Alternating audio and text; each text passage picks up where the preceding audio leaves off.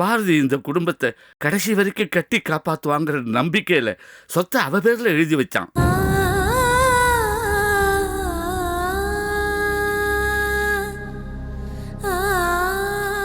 தேவிய கடைசி வரைக்கும் கண்கலங்காம காப்பாத்துவான்னு கதிர் மேல நம்பிக்கை வச்சு இவ பங்கு சொத்தையும் அவன் பேர்ல எழுதி வச்சான். இப்படி எல்லார் பேர்லயும் சிதம்பரம் நம்பிக்கை வச்சிருக்கும் போது நீங்க அவனை நம்ப மாட்டேன்னு சொன்னா என்ன அர்த்தம்?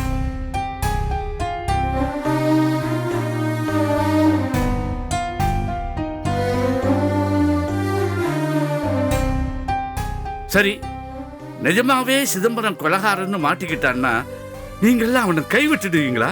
இல்ல ஒதுக்கி தள்ளிடுவீங்களா? அவனை காப்பாற்றணும்னு நினைக்க மாட்டீங்களா? உங்களுக்கெல்லாம் சிதம்பரத்து மேல பாசமே இல்லையா? நீங்கெல்லாம் அவனுடைய ரத்தம் சொந்தம் இல்லையா? உங்க இதயம் அவனுக்காக துடிக்காது? இது எதுவுமே இல்லைன்னா நீங்களே அவனை அழைச்சிக்கிட்டு போய் போலீஸ் ஸ்டேஷன்ல எங்க அப்பா ஒரு கொலகாரன்னு ஒப்படைச்சிடுங்க. போங்க போங்க.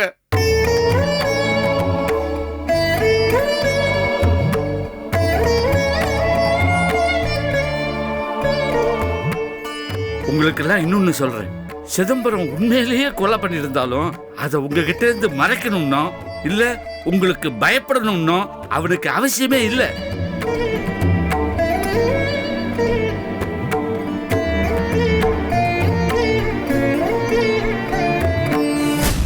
உங்க அப்பா கொலகாரம் இல்ல, நம்புங்க, அவனை புரிஞ்சுக்கங்க.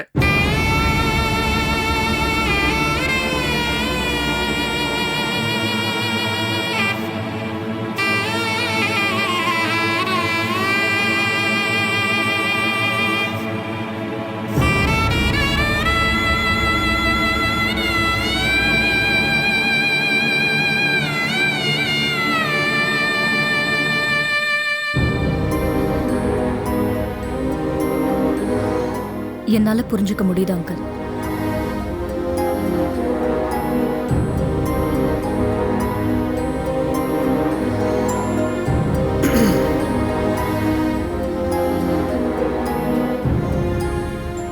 சாரி, எனக்கு நம்பிக்கை இல்லை. ஒரு மாதிரி குழப்பமாகவே இருக்கு. என்ன ஏதுன்னு தெளிவா அப்பா தான் இதுக்கு எக்ஸ்பிளனேஷன் கொடுக்கணும்.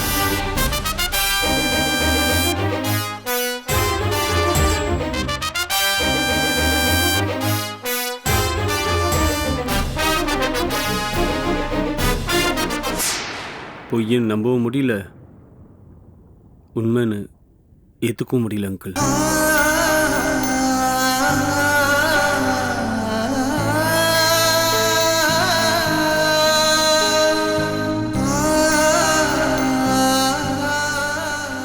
மாமாவை சந்தேகப்படுற அளவுக்கு எனக்கு தகுதி இல்லை. கும்பிடுற சாமி மேலேயே யாருக்கா சந்தேகம் வருமா?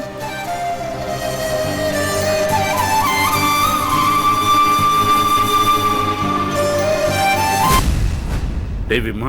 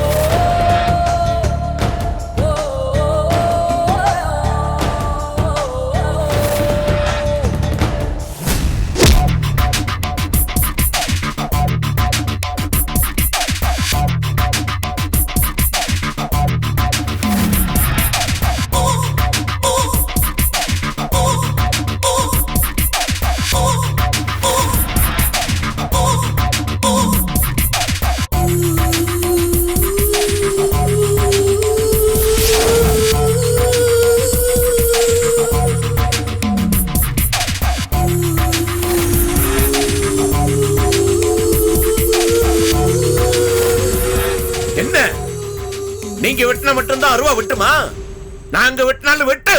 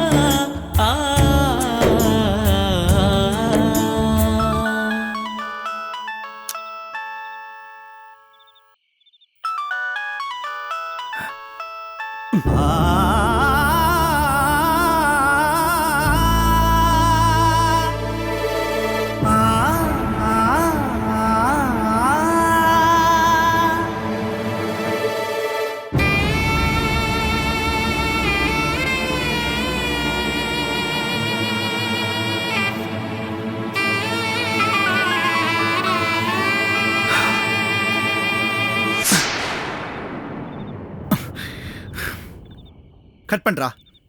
எத்தனை தடவை வேணாலும் கட் பண்ணிக்கிட்டே இரு. ஏன்டா அப்படி பண்ற? அவங்க என்னடா பண்ணுவாங்க? அவங்க நிறுத்த மாட்டாங்க. விடிய விடிய கால் வந்துகிட்டு தான் இருக்கும். நீ கட் பண்ணிக்கிட்டே இரு. டேய், வாயை மூடிட்டு பேசாம படுத்து தூங்குடா.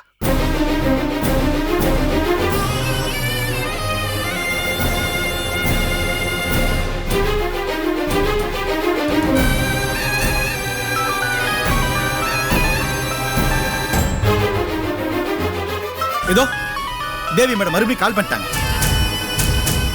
டேய் எடுத்து பேசி தொலைடா. அவங்க மனசை நோகடிக்காதடா. இந்த பாரு, அவங்க மனசை நோகடிச்ச பாவத்தை கொட்டிக்காத. எடுத்து பேசி தொலை. என்னத்த நான் பேச சொல்றேன்? ஏதாவது பேசுறா. டேய் அவங்க உன் பிள்ளைக்கு அம்மாடா, உன் பொண்டாட்டி. அவ என் பொண்டாட்டி மட்டும் இல்ல, ஒரு கொலகாரனுடைய பொண்ணு.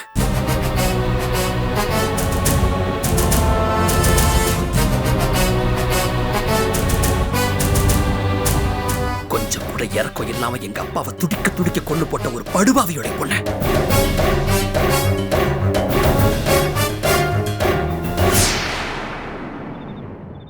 கதிர், அது எப்பவோ நடந்தது. அது எந்த அளவுக்கு உண்மைன்னு நமக்கு தெரியாது.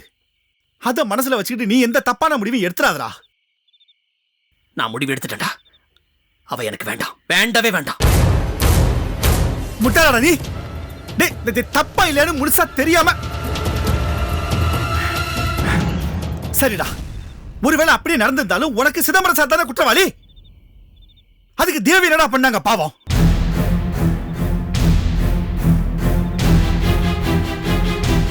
ஓஹோ, அப்படியா? அவ அப்ப சம்பாதிச்சு வச்ச பணத்துல மட்டும் பங்கு வேணும்னு அலைஞ்சா இல்லையா? அப்போ அவன் சேர்த்து வச்ச பாவத்துல இவ பங்கு அனுபவிச்சேதான் ஆகணும். அந்த ஆள் மட்டும் இல்ல, அவன் குடும்பத்துல இருக்கிற அத்தனை பேர் எனக்கு எதிரிதான்.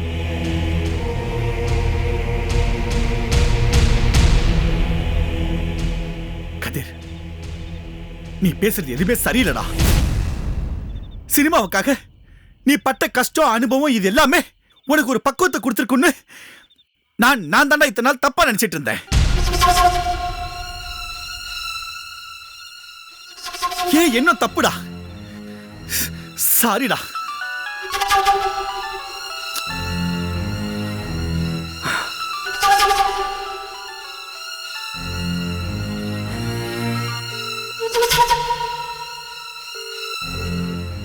டேய் டேய் டேய் இப்போவாச்சும் எடுத்து பேசுறா.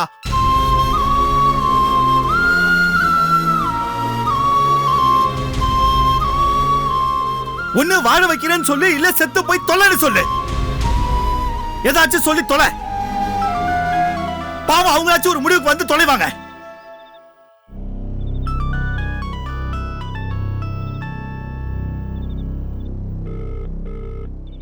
பேசு மச்சான், தயவு செஞ்சு எடுத்து பேசுறா ப்ளீஸ்.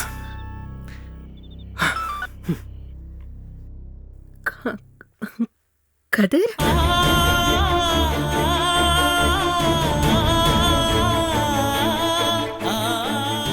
கதிர், கதிர், என்ன கதிர்? என்கிட்ட போய் பேச மாட்டேங்கிறீங்க? ப்ளீஸ் பேசுங்க. ப்ளீஸ் கதிர், நான் என்ன உங்களுக்கு தப்பு செஞ்சேன்? ஏன் என்கிட்ட போய் பேச மாட்டேங்கிறீங்க? ப்ளீஸ் என்கிட்ட பேசுங்க கதிர். கதிர் ப்ளீஸ் கதிர். ஏய், உன்கிட்ட பேசுறதுக்கு எனக்கு எதுவும் இல்ல. நீ எதை கேட்கறதாலும் போய் உங்க அப்பாட்ட கேளு.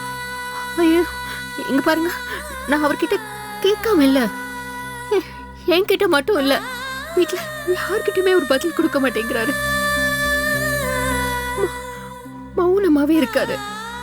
அவர் படுக்க எந்த ஒரு பதில் சொல்லாம பிரம்ம பிடிச்ச மாதிரி உட்கார்ந்துட்டு இருக்காரு கதிர். வேற எப்படி இருப்பாரு? உண்மை வெளியில வந்துருச்சுல்ல, இனிமே எப்படி மறைக்க முடியும்? இத்தனை நாளா அவர் நடத்தின நாடகம் எல்லாம் வெளியில வந்துருச்சுல.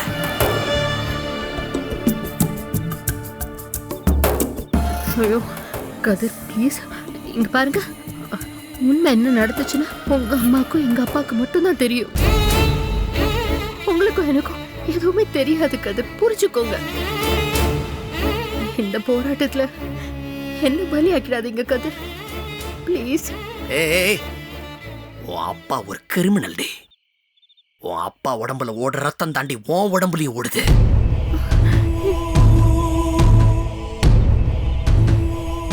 இத்தனை நாளா அந்த ஆள் போட்டுக்கிட்டு இருந்த உத்தம புருஷங்கிற வேஷம் கலைஞ்சு போச்சு.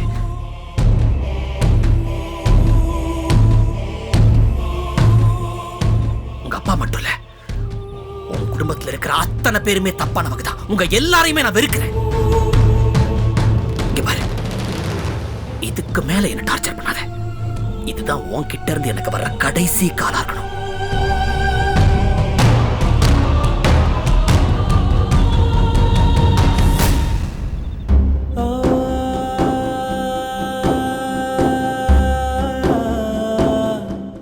அப்படின்னா என்ன அர்த்தம் கதிர்? எல்லாம் முடிஞ்சு போச்சுன்னு அர்த்தம்.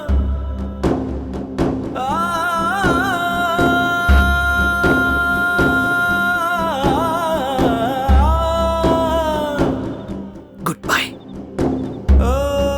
தேவி செல்லம், போனை கொடு, நான் பேசுறேன். மாப்ள நீங்க பேசலன்னு தேவி தவியா தவிச்சிட்டு இருந்தா மாப்ள.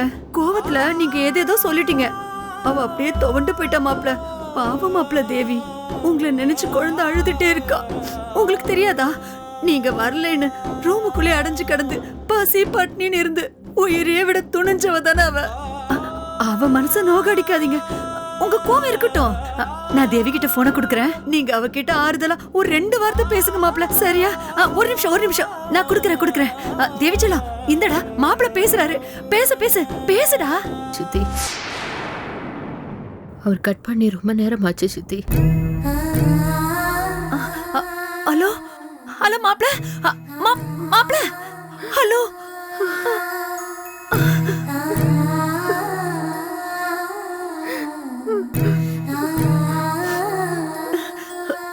தேவி செல்லம், போன மட்டும் இல்ல சித்தி, என்னையும் ஒரு கட் பண்ணிட்டாரு. போச்சு, எல்லாம் முடிச்சு போச்சு சித்தி. தேவிமா, அப்படிலாம் இல்லடா, அழாதடா. இப்படி கூடவா மனுஷங்க மாறுவாங்க?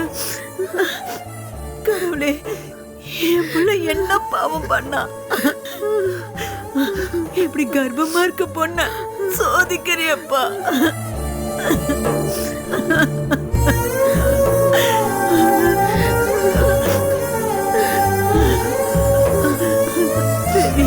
அழாதடா.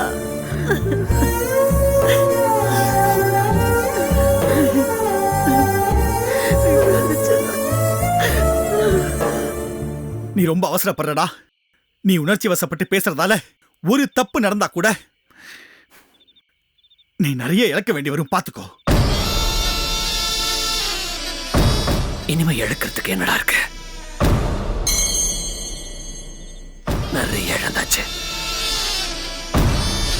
ஒன்னும் தெரியாத வயசுல எங்க அப்பாவை நான் இழந்துட்டேன். அந்த சிதம்பரத்தால எங்க அப்பாவோட உயிர் போச்சு. எங்க அம்மாவுடைய மாங்கல்யம் போச்சு. என் குடும்பத்துடைய நிம்மதி போச்சு. சந்தோஷம் போச்சு. இதுக்கு மேல நான் இழக்கிறதுக்கு என்னடா இருக்கு? இத்தனை நாளா இது எதுவுமே தெரியாம அவன் வீட்டுல நான் இருந்திருக்கேன். அவன் வீட்டு உற்பத்தின்னு இருக்கேன். மாட்டேன், விட மாட்டேன். அவன் பதில் சொல்லி ஆகணும். அவன் குடும்பத்தில் இருக்கிற ஒவ்வொருத்தரும் எங்க அம்மா சிந்தன கண்ணீருக்கு பதில் சொல்லி ஆகணும்டா.